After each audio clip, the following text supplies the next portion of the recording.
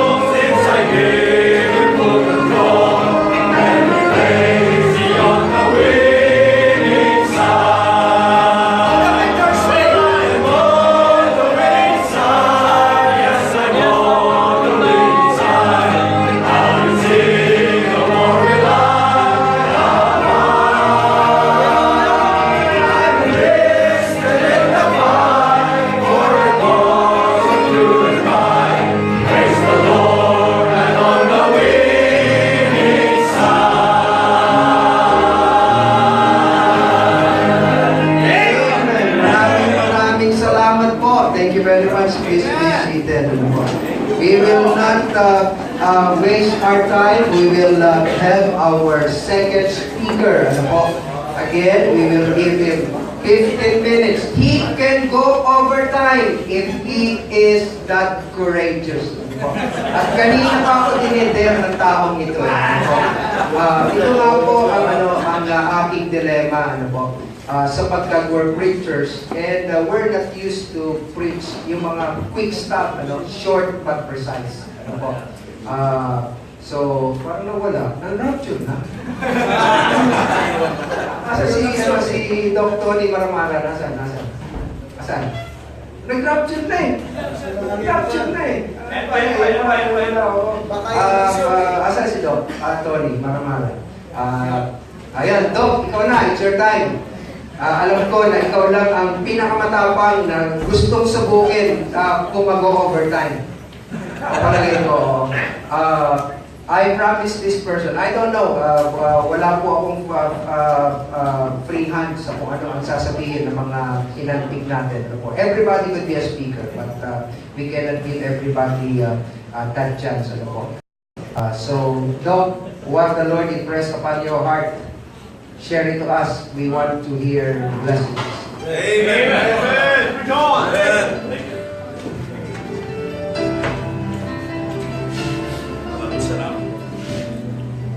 Maraming salamat po sa pribileyo tumayo sa ating pulpit and to minister the Word of God to God's servants at lingkod ng Diyos. Although there are those who are more deserving than me to stand here and share the Word of God. Di ko alam kung ano yung sinabi kanina. Pero nakaka-encourage yung minsan kasi and I pray that God will also use me to encourage everyone. Although yung aming usapan sa Facebook ay merong subject sana. So, ganda rin sinabi ni Pastor as the Spirit leading according to the leading of the Holy Spirit. So, allow me to preach from the book of Revelation. We take this joint standing.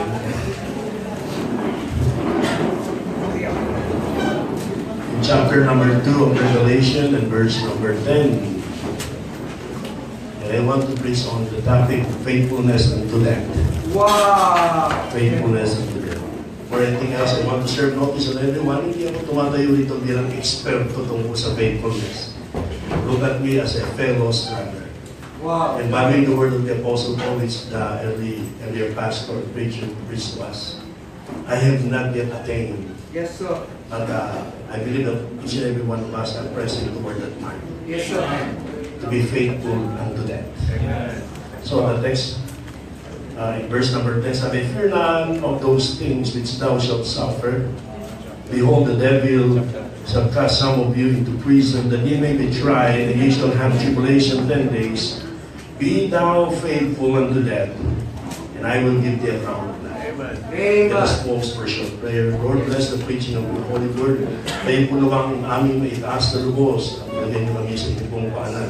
At tiwala po sa banal na Espiritu na siya magiging tunay na mga ngaral at gamitin niya lamang akong tagapagmensahe ng inyong kalooban at ito'y ipahayag na walang kamalian at hindi sa mga pribado at interpretasyon. Nawa Panginoon, sumamin ang kapakubabaan at tagapin ang buong pagtitiwala at pagpapasabot ang inyong salita. Ito nga sa dalangin sa anak ng Kristo Jesus. Amen. Amen. Namit ako kong paraan ng pag-interpret ko ng 7 churches here in the book of Revelation. There are 3 ways to interpret the 7 churches, the letters of the 7 churches here in the book of Revelation. Yung una itinatawag na contemporary interpretation. Ibig sabihin, ito po mga literal na church ito. At yung mensahe po ay ukol sa kanila sa panahon na yon, batay sa kanilang kondisyon at kalagayan. Pangalawa naman ay tinatawag ng chronological interpretation. Sinasabi na bawat churches ay kumakatawan sa isang panahon sa panahon ng Sangkang Kristyanuhan.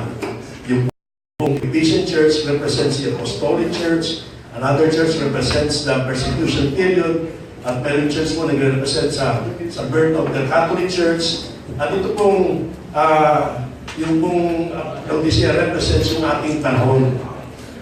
Yung panghuli po yung composite interpretation. Ibig sabihin, ito pong mga mensahe ito, bagamat may original na tumanggap ng mensahe at merong mga panahong kinakatawan, ito po ay bukol sa lahat ng iglesia. May mensahe po tayong magpulot, may mga mensahe hamon po tayong madadampot mula po sa mga talatang narito. At ito po sa teksto at konteksto nito ay inihahayag na ang buhay Kristiyano ay hindi madali. Ang ministry ay hindi madali. Okay? At ito, ang challenge is for us to be faithful unto death. Actually, ang mensahe po ito ay death of martyrdom. Kaya kung tayo ay mamamatay ng hindi bilang martir, mamamatay dahil sa katandaan ng edad, kagaya na ibang nakikita ko rito, kung tayo mamamatay dala ng aksidente, nangyayari po yan. Ang ating pong pagkikidalamhati sa biglaan pong pagyaon ng isang kasama natin pastor. Yes. Pastor Mandy, na may tuloy natin biglaan. Right. At kung mamamatay dala ng karamdaman, eh di po paligsahan naman po ito. Kung si Pastor Jerry po ay 7 years survivor ng cancer, ako po ay 17 years survivor ng cancer. Wow. At habang may hangover pa sa Y2K, Bruhaha, at mayroon pang hangover sa New Millennium, nung year 2000, after preaching to our Sunday church morning service, nung gabi po ay nagkaroon ng severe pain sa aking tiyan. And I was rushed to the PGH Hospital. And it took a week bago na-determine na meron akong napakalaking tumor sa loob ng aking katawan. Wow. Kasi laki ng volleyball. Kaya hindi tumor, formol. Ang tawag po nun ay liposarcoma, PATS. At because of that, tinanggalan po akong left kidney. Wala po akong left kidney ngayon. Binawasan po ako ng kalahati ng aking large intestine. Tinanggalan po ako ng spleen. Yung po ba handa natin mamaya? Hindi naman, siguro. At binawasan pa yung pancreas ko. At pagkatapos ng lahat ng yun, tinaningan pa. No, buti lang, sabi sa pastor, okay lang pastor, di baling may taning, huwag lang may taning. Pero kung meron na ito, may taning naman. Okay na ako ron. At balik ng cancer. And that was 17 years ago. I almost died at yung time na yun, June. Ayun po, bilis ng oras na lang.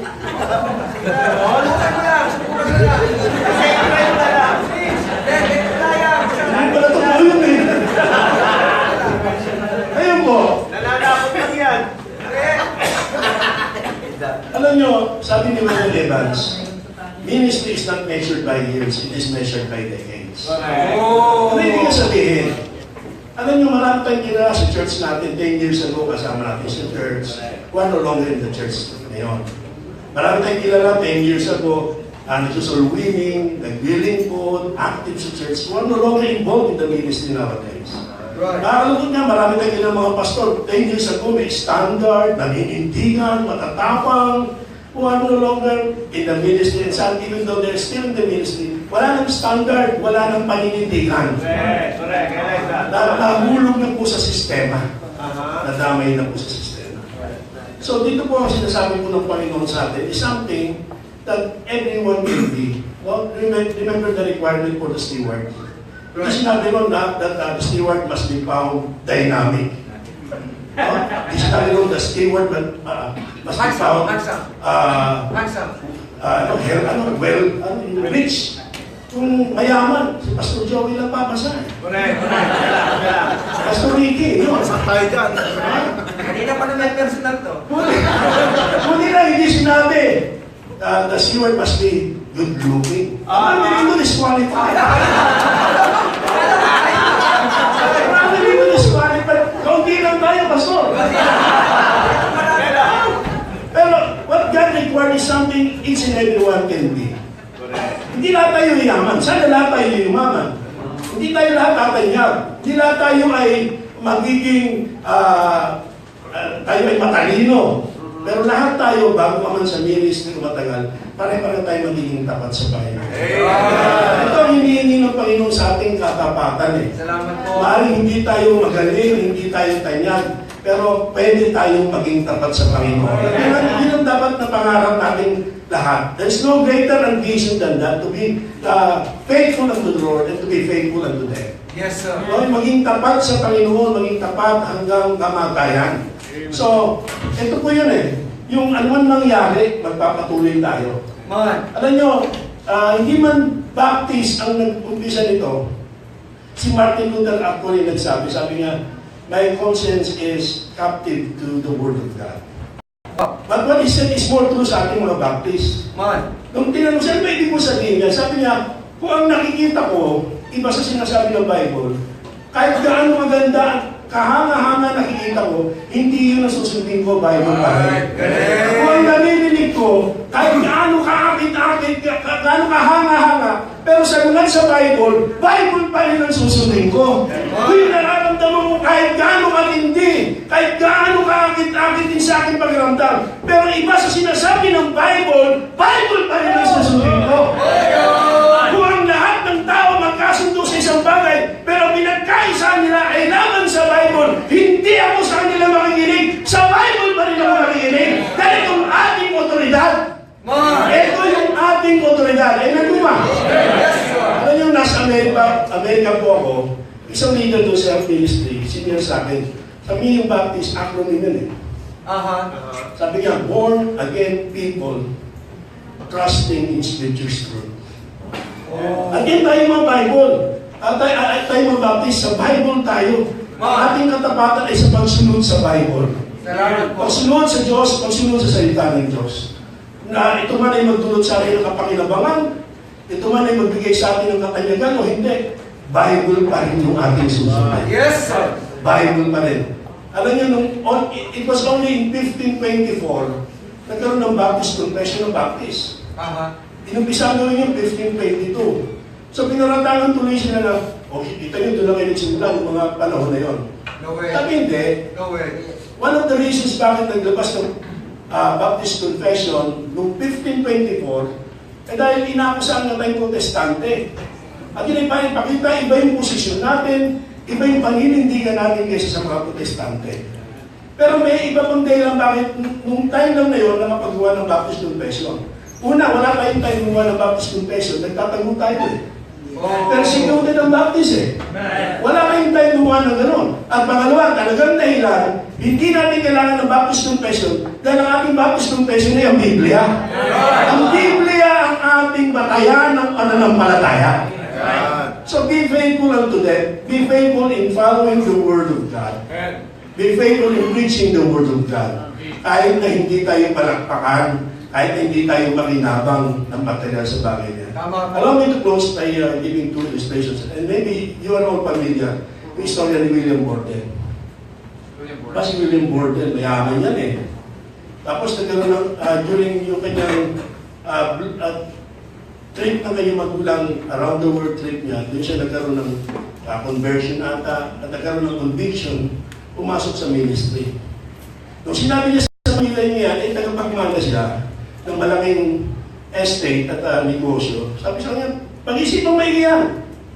So pinag-pray niya, the next day, sa Biblia niya sinulat niya. Sabi niya, no retreat. No retreat. So nagtapos siya ng pag-aaral, tapos dumating yung puntong kinakala ng pamilya niya, magbabago isip niya, pero hindi nagbago eh.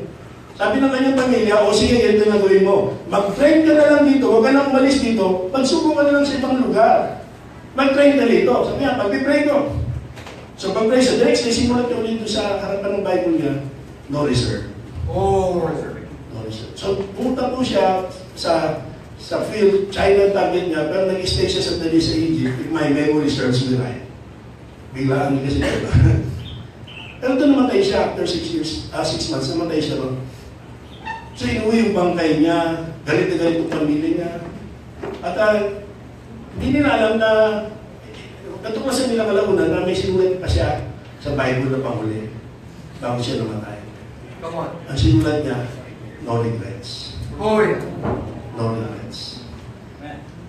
Alam niyo, malaki pagsisiyan natin, yumaman lang tayo, ginanyan, pinalapakan lang tayo, pagharap natin sa Diyos, kung hindi tayo naging dapat sa kanyang salita. Pero hindi natin pagsisisihan dahil haharap tayo sa Panginoon nang bibigay sa din tayo. Hindi man tayo yumaman, hindi man tayo naging matanda, Ang mahalaga, naging tapat tayo sa Panginoon. Naging tapat tayo sa Panginoon. Nagkaroon ng Olympics, sa marathon, ang expected na winner ay si Mamo Wolde, and as expected siya na nanalo. Pero ang umagaw ng limelight ay si John Stephen Aquino ng Tanzania. Ano nangyari? Kasi umpisa pa lang ng tabuan, na-injured na siya. At sa kabila ng injury niya, tumakbo pa rin siya. Tumakbo pa rin siya. Pinagtatawanan siya, di pa sabi, okay, kahit tansan, di nakaka mananalo yan eh. But they saw na even though he's racing in pain, yung kanyang pace, pawis na pawis, serious siya sa kanyang ginagawa. And the people started applauding him and encouraging him, and they started to encourage him until he reached the finish line. Wow! Wala siyang award, pero siya naman, in-interview siya ng mga reporter. Bakit tinakbo mo pa rin eh? May injury ka na, hindi ka na, alam naman, hindi ka naman nanalo yan, maintindihan ng lahat yan. Ang ganda ng sinabi nga, at yun ang dapat kondisyon natin lahat.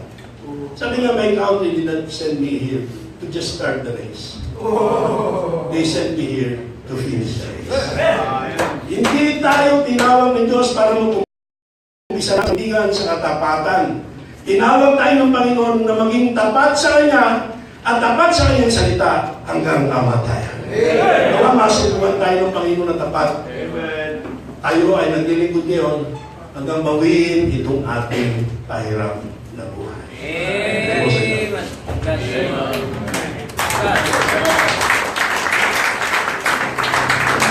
Thank you very much, Doc Mara. Meron pa 2 minutes. Kinikita ko eh, 2 minutes pa eh. Pero alam niyo mga kapatid, sabi ko nga po sa inyo, one of the highlights ng ating convergence today ay ministry expansion. Amen. Kung meron man akong tinitignan na talagang hindi competitive ang spirit, kundi complementary. Isa na to eh. Correct. Si Pastor Don. Bakit? Ang hirap atang mag-research. Ang hirap atang mag-aral. Pwede naman yung kanyanin na lang yun eh. Pwede naman kanyanin niya lang yun eh. Pero alam mga kapatid, kung kayo ay nakatag sa kanyang Facebook, you appreciate his effort. Hindi niya gustong kilalanin siya, magaling siya, I'm a doctor. He has a doctorate degree. He has proven himself in the ministry and in the knowledge of the Word of God. Pero he is into sharing. Amen. Into sharing. Maari pong your stand on some points is not incongruent with where he stands, pero i-appreciate nyo lang po yung effort. Correct. He wants to be a blessing. Amen. Thank you po. So ngayon po, ay sabi ko nga, ay isang effort natin ay ministry expansion. I will be introducing to you a person whom I do not know.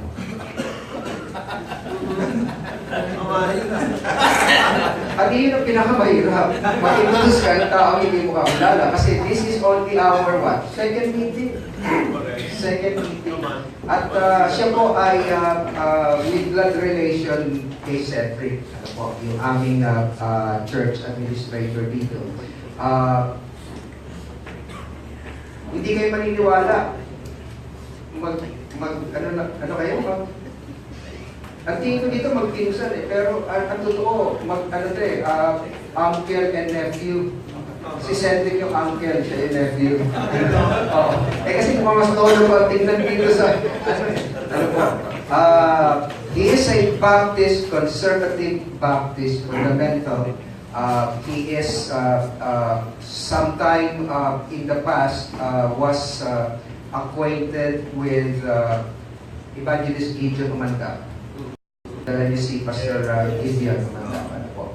At ngayon po ay meron siyang ibibigay, again, a limited time, he knows it. Baka ikaw ang una na sususigis. Try mo lang. Sige lang. Ibibigay niya sa atin ng isang pwede natin i-consider na magiging part ng ating ministry. Actually, this is an important ministry that we have overlooked long time ago. Ito po yung biblical counseling. Biblical counseling. Maraming mga so-called pastors, and we are not among them, yung mga nandito, hindi tayo kasama doon, na kinakailangan talaga magkaroon ng training in biblical counseling. Ano po? Bakit? Kasi alam natin ang Bible, alam natin ipangaral, pero pagdating doon sa puntong counseling, Brother Edwin, you know what I mean, ano? Kasi hindi porket may problema siya, Bible kagad. Kasi hindi nga pumapasok dahil hindi mo alam kung ano yung problema niya. Ano po? In fact, ang Bible is not theoretical, it must be applied. Ano po? So, nagiging makapangyarihan lang ang salita ng Diyos pag may applyan. Ano po? They have a very comprehensive program. And they are willing, if you are interested, a pastor, na magte-train sa kanila, mag-train nila, ano po, and you will be given a certification. Ito po ay with the international recognition. Kung ikaw po ay magpapatuloy, they can even award you a master's degree on biblical counseling. Ano po. Nung ipinaliwanag niya sa akin ito the first time, I was greatly excited and encouraged. Bakit po? Ito yung ministry na ang gumaganap dapat lahat ng members ng local churches. Bakit po? Sapagkat that is precisely the people out there the world needs. For us to give them biblical counseling. Alam nyo, pagka ipinakita nila yung talagang program, scope ng program, you will be excited. But I would like to call Brother Jones, siya po ay uncle ni Brother Cedric, ano po, to give you a bird's eye view. Hindi ko niya matidiscuss lahat, but during our session, probably over lunch, over snack, something like that, you can approach him, inquire him, give him your number, take his number. At meron kami mga brochures, materials na ipamimigay, ano po. So, some of the ushers can distribute that while he is giving us the overview. Brother Jones, will you please come and introduce the project to us?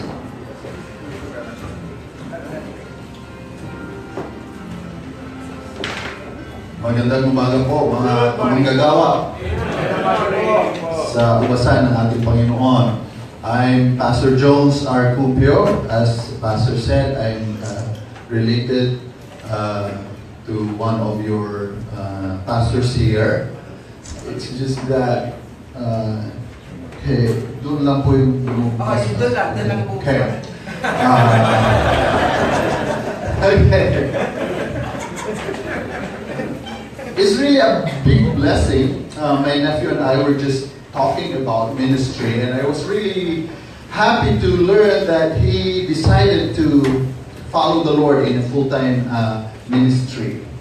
And as a pastor, as his uncle, it was really a blessing that he's the second in our family to follow the Lord in such a ministry. And we were talking about church life, and I was able to share with him everything that the Lord has blessed me with this past 11 years. My desire this morning is that I would also see my brothers and sisters in the Lord, especially my co-workers, counsel fellow believers competently, confidently, skillfully, Right. and lovingly. One. When I graduated in the seminary, and that was in 1997, I was 22 years old, and I pastored a church, and here comes, I was still single. I was still waiting for God's best for me. And it was really very difficult to pastor a church of at least 70 members, among which most of them are professionals, a lot older than me. And here comes one day, there was this member who came to me and she asked for help, and she asked me for counsel, and her problem has something to do with her marital situation. And she was a deacon's wife. Oh. Oh, that was the first time. It's like that was the real first time I was introduced in the ministry.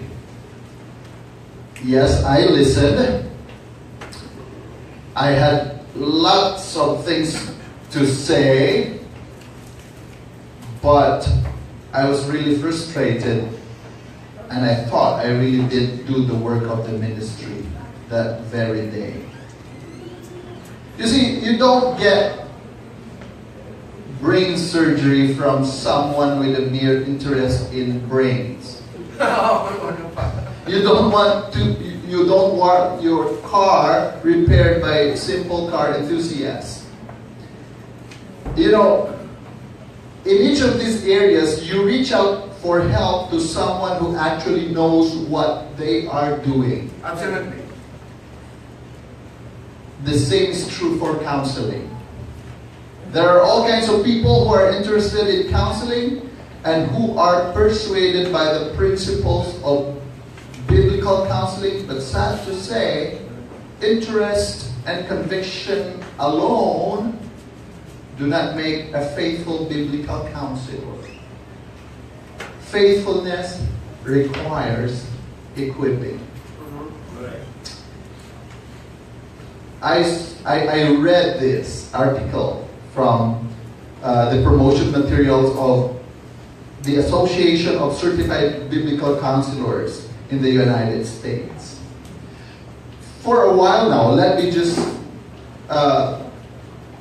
read to you a real life situation, and I really need you to listen to this. Here is a member of a church coming to her pastor. Let's just try to hide her name. Mary. Mary was nervous. Danger and disease were everywhere. Stained carpets, spotted ceiling tiles. My black ink pen lying conspicuously on the worn desk between us. As far as she could see, every object in my office was crawling with germs and contamination. Although she was frightened as she settled into my office for the first evening session, she still managed to be friendly and talkative. "I'm depressed," Mary began.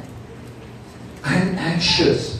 This confession was the understated introduction to the last 4 years of her life. And during this time, Mary's life had been characterized by an irrational, debilitating, and intensifying fear of AIDS. For years, or at least 4 years earlier, Mary had married her husband, Ben. When they met, Mary and Ben were each deeply committed to Christ. And Ben was pursuing a ministry degree at a Christian university. Before they met, Ben had been sexually immoral. Oh. But Mary was in love with the man he had become. They each wanted to spend their lives together pursuing Christ. So when Ben asked to marry her, she was delighted. The possibility of HIV or AIDS was particularly concerning for Mary, so in preparation for marriage, Ben was screened for sexually transmitted diseases. Ben's test would eventually prove that he was free from any such diseases. But while they waited for the results, Mary learned some upsetting medical news of her own. She would have difficulty conceiving. The news devastated Mary. She was always imagining herself with children, and suddenly she felt fearful. She was fearful that she would not get the family she had always dreamed of having. She was fearful that she could not be happy without the family she had always wanted. She was fearful she might have to settle for a life that did not give her all she desired and she deserved. She also feared disappointing Ben, her husband, as well as her parents. Mary pictured herself in 5 years watching her friends cooing at their chubby infants and scooping happy toddlers into their minivans, and she already felt, and it's like she felt the flaws of jealousy and bitterness closing around her heart, which was throbbing with ache of despair. She was crushed and was becoming increasingly listless. She couldn't pick out clothes to wear in the mornings and didn't want to go to work. Mary was shutting down. This development is common in cases involving depression over medical complications. The mind affects the body affects the mind, and downward spiral begins. In Mary's case, the anxiety invoked by her potential infertility and Ben's potential STD began to manifest itself in her body. She found a disabling lack of energy and an overwhelming desire to stay in bed. These affectations of the body, the lack of physical activity, the listlessness, then affected Mary's mind, making her more depressed. By the time Ben's test came back negative, Mary was severely depressed. She was spending days curled up on her bed in the fetal position. The depression, however, was only the beginning of Mary's emotional turmoil. She was constantly anxious in spite of Ben's safe test results. Mary's fear lingered and began to grow.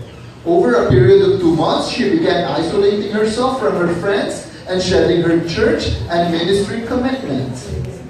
By the end of these 2 months, she couldn't even bring herself to get dressed, leave the house, go grocery shopping, or run errands of any kind.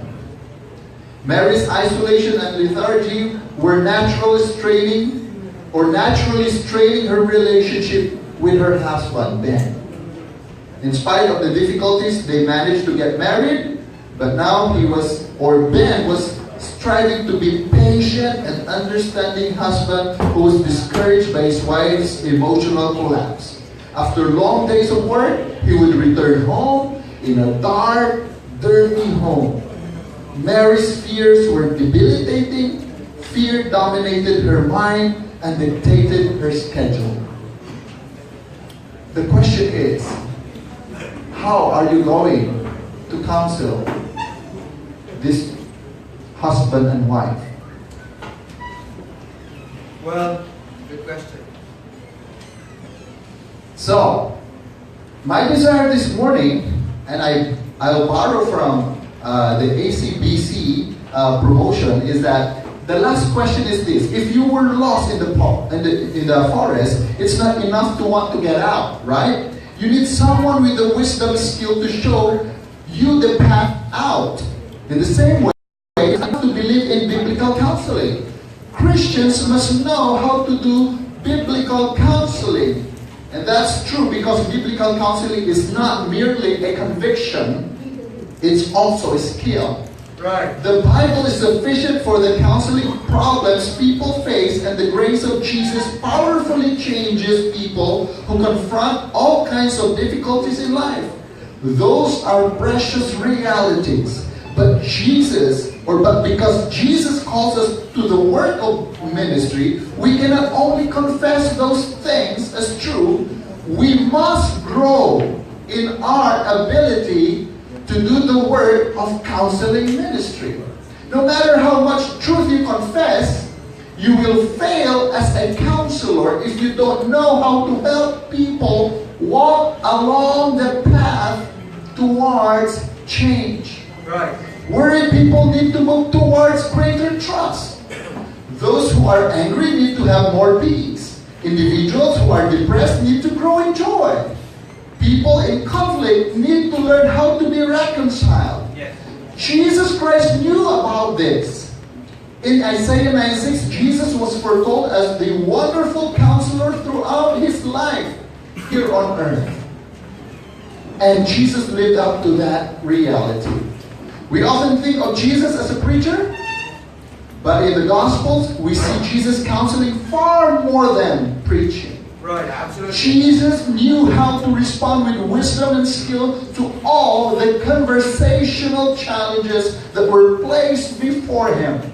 He knew how to respond to the sorrowful, to the immoral, the weak, and the self-righteous in ways that reflected grace and truth.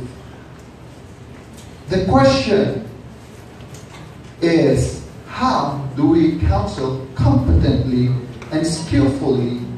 Because this is the Lord's ministry. Yeah.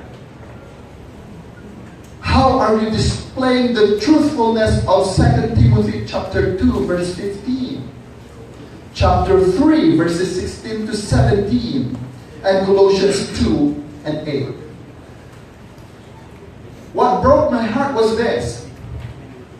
Because of that scenario that I told you earlier,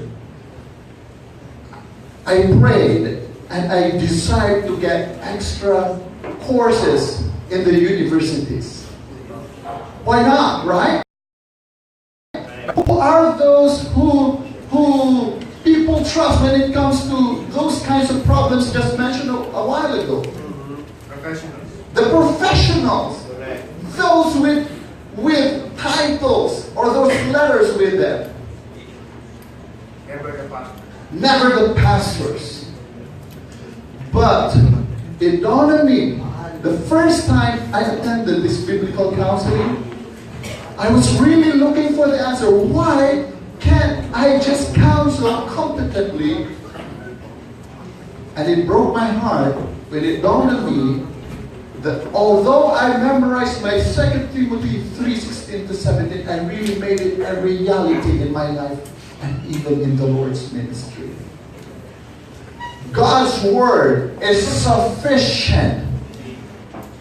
The all-sufficiency of the scripture says that it is useful for everything. Yes, sir.